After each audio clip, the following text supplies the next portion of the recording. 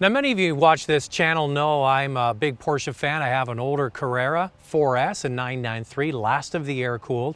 And watching the 911 evolve over the years, they've gotten bigger, more powerful, and definitely have more performance. But some people are not crazy about this new 991 because it's become so much bigger. It doesn't have a lot of curves down the side, the fenders aren't flared at the back.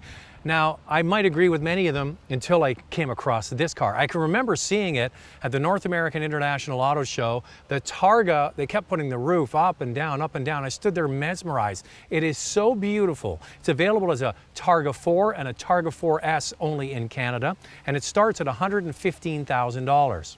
The one you see here is equipped with a full leather interior, PASM 20-inch wheels. It has all kinds of other features like sport seats and Bose audio, and it brings the price up to $137,000. If you want to get the Targa 4S, it starts at just over $132,000. So these are very expensive cars, but this car really is fantastic now. I love the brushed sort of aluminum bar that goes behind the driver's head, very reminiscent of old Targas. Especially love the curved glass that goes around the back. Now, if you're somebody that's into coupes but would like to have a convertible once in a while, this really is the perfect vehicle.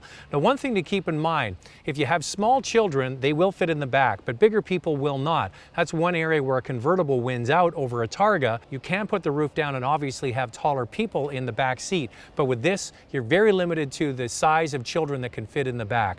Now let's get inside. I'll show you a few things that are nice and maybe could be worked on this car, and then we'll take this Targa for a spin.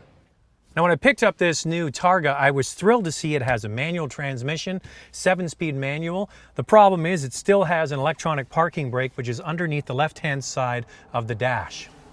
There is no handbrake, which I really do miss, so when you pull up and you stop, you have to engage it on the left. The good news is, when you start the car and you put it into gear and you drive away, when the parking brake is engaged, it automatically releases, so you don't have to fiddle around with that switch underneath.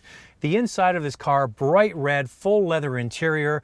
The color, I think, is a bit garish. I wouldn't choose it, but you have to hand it to Porsche. Man, did they know how to put together a sumptuous interior. The leather is on every surface and is so meticulously stitched and put together. It is spectacular. I love the steering wheel, the position of the shifter, everything really is first rate. So let's fire up this Targa 4 and go for a spin. Okay, I'm going to admit something here. I am not a convertible guy. I don't even like a sunroof open. But there are times when the weather is just right where you want to be able to enjoy roof down driving or almost roof down driving with this Targa. And this is really the perfect car because it gives you that coupe look and coupe feel, but at the push of a button, you can have the roof down and enjoying a perfect summer evening or just the perfect day, but you don't get some of the negative effects of driving a convertible.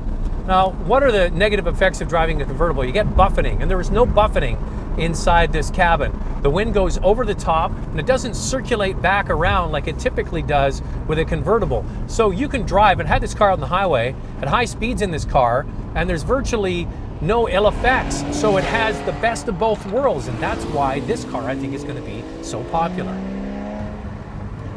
The other thing to consider is there's probably slightly better rigidity with this car because you've got that bar that goes across behind the driver's head. Now let's get into the engine. It's only available with the 4 and the 4S. Now the 4 has 350 horsepower and the S version has 400 horsepower. Now, if you're thinking about this car, the regular 350 horsepower engine is best suited for somebody that's doing maybe a lot of commuting on the highway because you're going to get better efficiency out of it. And the engine really does its best work in the mid RPM range. It doesn't have a lot of bottom end torque, but once you get the revs over 2,500, 3,000 RPM, this engine comes alive. Now the 4S obviously would have a lot more bottom end grunt from a bigger engine at 400 horsepower. But this is a beautiful car. I love the 911, the way it drives. It's a little bit bigger than it was before, and you add in this sumptuous experience with the Targa, and this is a winner all the way around. You just got to be able to afford it, maybe one day in the used market. This is going to be a huge hit for Porsche. If I was in the market for a 911, I'm not, maybe in the used market in a few years, this is the one I would get. The Targa 4, the Targa 4S, just beautiful cars. I'm shooting here and somebody's come by and already stopped to take some pictures of it. It's just a beautiful car. Expensive, but I think that this is the best looking 911 in the market today.